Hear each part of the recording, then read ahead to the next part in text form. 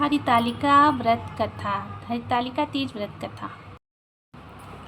हरितालिका तीज व्रत की कथा। सूत जी कहते हैं कि मंदार की माला से जिनका केस पस अलंकृत है और मुंडों की माला से जिनकी जटा अलंकृत है, जो दिव्य वस्त्र धारण की हैं और जो दिगंबर हैं, ऐसी श्री पार्वती तथा शिव जी को प्रणाम करता हूँ। रमणीक कैलाश पर्वत के शिखर पर बैठी हुई श्री पार्वती जी कहती हैं, हे महेश्वर, हमें कोई गुप्त व्रत या पूजन बताइए जो सब धर्मों में सरल हो, जिसमें परिश्रम भी कम करना पड़े लेकिन फल अधिक मिले। हे नाथ, यदि आप मुझ पर प्रसन्न हो तो वह विधान बताएं। हे प्रभु, किस तप, व्रत या दान आदि से मध्य और अंत रहित आप जैसे महाप्रभु हमको प्राप्त हुए हैं। शिव जी बोले, हे देवी सुनो, मैं तुमको एक उत्तम व्रत जो मेरा सर्वस्व और छिपाने योग्य है लेकिन तुम्हारे प्रेम से वशीभूत होकर मैं तुमको बतलाता हूँ।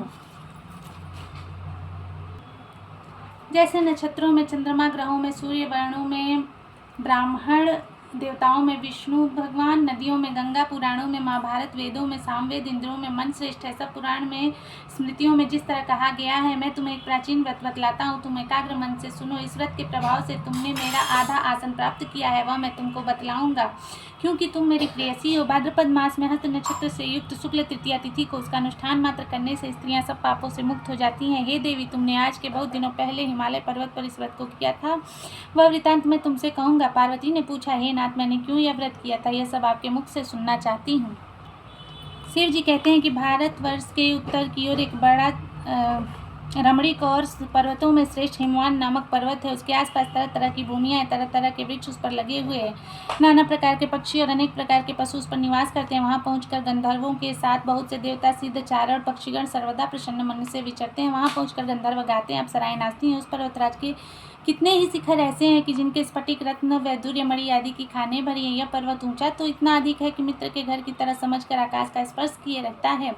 उसके समस्त शिखर सदैव हिम से आच्छादित रहते हैं और गंगा की जल ध्वनि सदा सुनाई देती रहती है। हे पार्वती, तुमने बाल्यकाल में उसी पर्वत पर तपस्या की थी। 12 वर्ष तक तुम उल्टी टंग कर केवल धुआं पी कर रही, 64 वर्ष तक सूखे पत्ते खा कर रही। माघ मास में तुम जल में बैठी रहती और वैशाख की दोपहरिया में पंचाग्नि तापती थी। श्रावण के महीने में जल बरसता रहता तो तुम भूखी प्यासी होकर मैदान में बैठी रहती थी। तुम्हारे पिता इस तरह के कष्ट सहन को देखकर बड़े दुखी है, वे चिंता में पड़े रहते थे कि मैं अपनी कन्या किसको दूं। उसी समय नारद जी वहां पहुंचे। मुनि श्रेष्ठ ने नारद जी से उस समय तुम्हें देखे थे। नारद को देखकर गिरी ने अधर्य पाद्य आसन आदि देकर उनकी पूजा की और कहा कि हे स्वामीन, आप किस लिए आए हैं? मेरा अहो भाग्य है, आपका आगमन मेरे लिए अक्षय है। नारद जी ने कहा कि ये पर्वतराज सुनो, विष्णु भगवान का भेजा हुआ मैं आपके पास आया हूँ। आपको चाहिए कि यह कन्या रत्न किसी योग्य वर को दें। भगवान विष्णु के समान योग्य वर ब्रह्मा, इंद्र और शिव इनमें से कोई नहीं है, इसलिए मैं यही कहूँगा कि आप अपनी कन्या भगवान विष्णु को ही देवें। हिमवान ने कहा, भगवान विष्णु स्वयं मेरी कन्या ले रहे हैं और आपका यह संदेश लेकर आए हैं तो मैं उन्हें अपनी कन्या दूंगा। हिमवान की इतनी बात सुनकर मुनिराज नारद आकाश में विलीन हो गए। वे पीताम्बर, शंख, चक्र, गदाधारी भगवान विष्णु के पास पहुंचे। वहां हाथ जोड़कर नारद जी ने भगवान विष्णु से कहा, हे देव सुनिए, मैंने आपका विवाह पक्का कर दिया है। उसी समय हिमवान ने पार्वती के पास जाकर कहा, हिमालय ने पार्वती के पास जाकर कहा, हे पुत्री, मैंने तुम्हें भगवान विष्णु को दे डाला। तब पिता की बात सुनकर तुम बिना उत्तर दिए ही अपनी सखी के घर चली गई। वहीं जमीन पर पड़कर तुम बड़ी दुखी होती हुई विलाप करने लगी। तुमको इस तरह विलाप करते देख एक सखी ने पास आकर कहा, हे देवी, तुम क्यों इतनी दुखी हो? मुझको इसका कारण बताओ।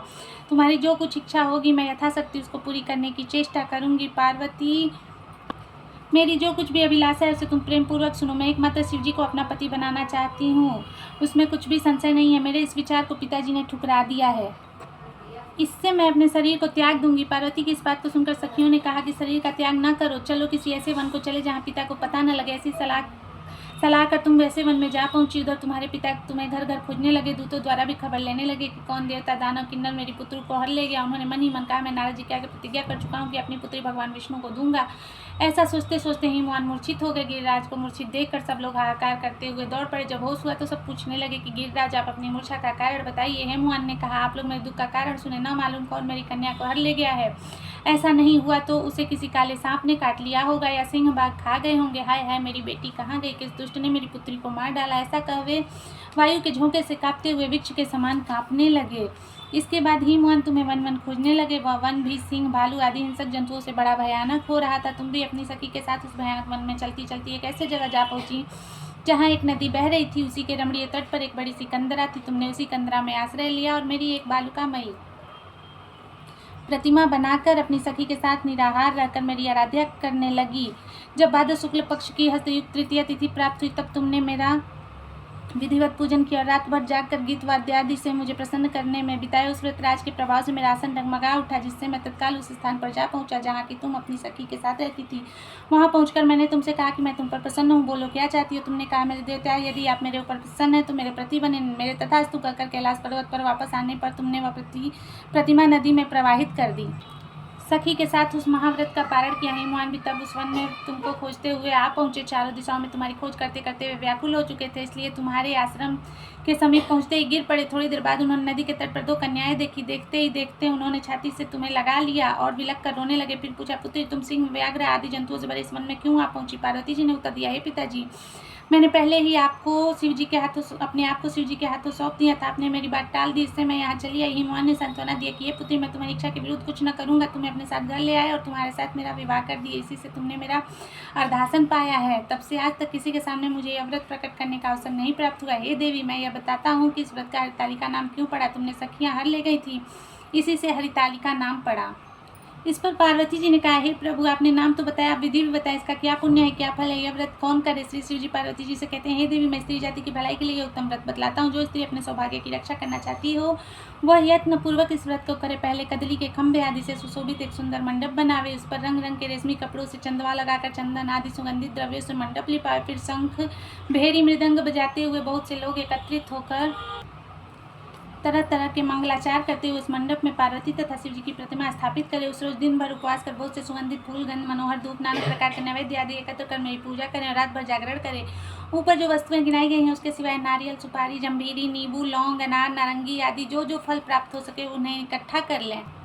उस ऋतु में जो फल तथा फूल मिल सके उन्हें विशेष करके रखे। फिर धूप दीप आदि के द्वारा निम्नलिखित मंत्रों का उच्चारण करता हुआ पूजन करे। इसके बाद शिवाय, शिव रूपिणी, यहाँ से लेकर प्रसन्ना भव पार्वती तक के मंत्रों का उच्चारण करे, जिसका अर्थ इस प्रकार है, हे शिवे शिवरूपिणी, हे मंगले, सब अर्थों को देने वाली, हे देवी, हे शिव रूपे आपको नमस्कार है, हे शिव रूपे आपको नमस्कार है, हे शिवे आपको सदा के लिए नमस्कार है, ब्रह्मण रूपिणी आपको नमस्कार है, हे जगद्धात्री आपको नमस्कार है, हे सिंहवाहिनी, संसार के भय से भयभीत मुझ दिन की रक्षा करो। इस कामना की पूर्ति के लिए मैंने आपकी पूजा की है। हे पार्वती, मुझे राज्य और सौभाग्य दो। मुझ पर प्रसन्न हो। इन्हीं मंत्रों से पार्वती तथा शिव जी की पूजा करे। तदनंतर विधि पूर्वक कथा सुने। ब्राह्मण को वस्त्र, गौ, स्वर्ण आदि देवी इस तरह का इच्छित होकर स्त्री पुरुष दोनों एक साथ पूजन करे। फिर वस्त्र आदि जो कुछ हो उसका संकल्प लें। हे देवी, जो स्त्री इस प्रकार पूजन करती है वह सब पापों से छूट जाती है और उसे सातों जन्म तक सुख तथा सौभाग्य प्राप्त होता है। जो स्त्री तृतीया तिथि का व्रत न कर अन्न भक्षण करती है वह 7 जन्म तक बंध्या रहती है और उसको बार बार विधवा होना पड़ता है। वह सदा दरिद्री, पुत्र शोक से शोकाकुल स्वभाव की, लड़ाकी, सदा दुख भोगने वाली होती है और उपवास न करने वाली स्त्री अंत में घोर नरक में जाती है। तीज को अन्न खाने से सुकरी, फल खाने से बंदरिया, पानी पीने से जोंक, दूध पीने से सांपिन, मांसाहार करने से बाघिन, दही खाने से बिल्ली, मिठाई खाने से चींटी और सब खाने से मक्खी होती है। उस रोज सोने से अजगरी, पति को धोखा देने से मुर्गी होती है। इसलिए हर स्त्रियां व्रत अवश्य करें। दूसरे दिन स्वर्ण, चांदी, तांबे के पात्र में अन्न भरकर ब्राह्मण को दान दे और पारण करें। जो स्त्री इस प्रकार व्रत करती है वह मेरे समान पति पाती है। जब वह मरने लगती है तो तुम्हारे समान उसका रूप हो जाता है। उसे सब प्रकार के संसारिक भोग, सामीप्य, मुक्ति से मुक्ति मिल जाती है। इस हरितालिका की व्रत कथा मात्र सुन लेने से प्राणी को 1000 अश्वमेध, सैकड़ों वाजपेयी यज्ञ करने का फल प्राप्त होता है। मैंने यह सब व्रतों में उत्तम व्रत बतलाया जिसके करने से प्राणी सब पापों से छूट जाता है। इसमें कुछ भी संशय नहीं है। तो हरितालिका तीज व्रत समाप्त हुई। वीडियो पसंद आए तो लाइक शेयर सब्सक्राइब।